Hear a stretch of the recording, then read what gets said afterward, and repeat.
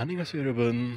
तपाईँलाई मेरो युट्युब च्यानलमा स्वागत छ। आज म तपाईँलाई च्याप्टर 8 मा रहेको छङ्बो नोपिमाल वा फानमाल अनोरिफिक्स language and non honorific language को बारेमा चाहिँ त एक्सप्लेन गर्न गइरहेको छु। र सुरु गरौँ है त। 한국에서는 노피말과 반말을 있습니다. कोरियामा चाहिँ अनोरिफिक्स आदरपूर्ण र नन अनोरिफिक्स रहेको छ. 노피말을 자신보다 나이가 많거나 적은 높은 사람에게 사용하며 반말을 나이가 적은 사람에게 사용합니다. 노피말 भनेको चाहिँ तपाईको पोलाइट, जसलाई चाहिँ पोलाइट भनेर गरिन्छ. यो चाहिँ उमेरमा आफूभन्दा उमेरमा बढी भएका र पदमा पनि उच्च स्थानमा रहेका मान्छेहरूको लागि प्रयोग गरिन्छ भने फानमारुल नाइगा छकुन 사람에게를 사용합니다. फानमाल भनेको चाहिँ नन अनोरिफिक्स चाहिँ आफूभन्दा साना मान्छेहरूको लागि प्रयोग गरिन्छ. 그러나 자신보다 나이가 적어도 처음 만난 사람이나 가깝지 않은 사람에게는 상대방을 존중하는 의미로 높임말을 사용하는 것이 좋습니다. भनेको चाहिँ तर आफूभन्दा उमेरमा सानो भए तापनि पहिलोचोटि भेटेका मान्छेहरूलाई चाहिँ काक्काब्जी आनुन भनेको जोसँग आत्मीयता छैन र आफूभन्दा उमेरमा सानो भए तापनि पहिलोचोटि भेटेका मान्छेहरू छन् भने चाहिँ उनीहरूलाई आदरपूर्ण उमेर चाहिँ नोपिमाल चाहिँ आदरपूर्ण चाहिँ नोपिमाल चाहिँ युज गर्नु राम्रो हुन्छ भनेर भनिन्छ. त्यसैगरी 최근에는 직장에서 자신보다 어리거나 지난 사람에게는 지위가 낮은 사람에게 높임말을 사용하는 경우가 많습니다. भन्छ. आजभोलि चाहिँ कार्यस्थलमा पनि आफूभन्दा उमेरमा साना र पोस्टमा पनि साना भएका मान्छेहरूलाई पनि आदरपूर्ण भाषा प्रयोग गरिने गरिन्छ र धेरै गर्ने मान्छेहरू रहेका छन्.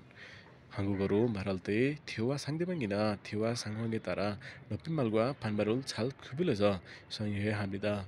그러지 않으면 상대방을 불편하게 할 수 있습니다. त्यसपछि 한국어로 कोरियन भाषामा चाहिँ कुरा गर्दाखेरिमा चाहिँ आफूभन्दा अपोजिट मान्छेलाई चाहिँ ध्यान 상황에 따라 높임말과 반말을 잘 구별해서 사용해야 합니다. उनीहरूको चाहिँ उनीहरूको अनुसार छुट्टिएर चाहिँ उनीहरूको उमेर पद अथवा कुनै पनि कुरालाई छुट्याएर चाहिँ राम्रोसँग फानमाल अथवा नोपिमाल प्रयोग गर्नु अत्यन्तै इम्पोर्टेन्ट जरुरी रहेको छ. यदि नगरीको खण्डमा चाहिँ 상대방을 불편하게 할 수 있습니다. त्यस्तोमा चाहिँ अपोजिट मान्छेलाई चाहिँ अनकम्फर्टेबल फिल हुन सक्छ. यो अत्यन्तै इम्पोर्टेन्ट रहेको छ कि नोपिमाल र फानमाल कुन बेलामा युज गर्ने र कस्तो बेलामा चाहिँ युज गर्ने आफ्नो कन्भर्सेसन पार्टनरसँग भन्ने कुरा जान्नु अत्यन्त आवश्यक छ. 자신보다 나이가 많아도 가족과 같이 아주 가까운 관계라면 반말을 사용하기도 합니다.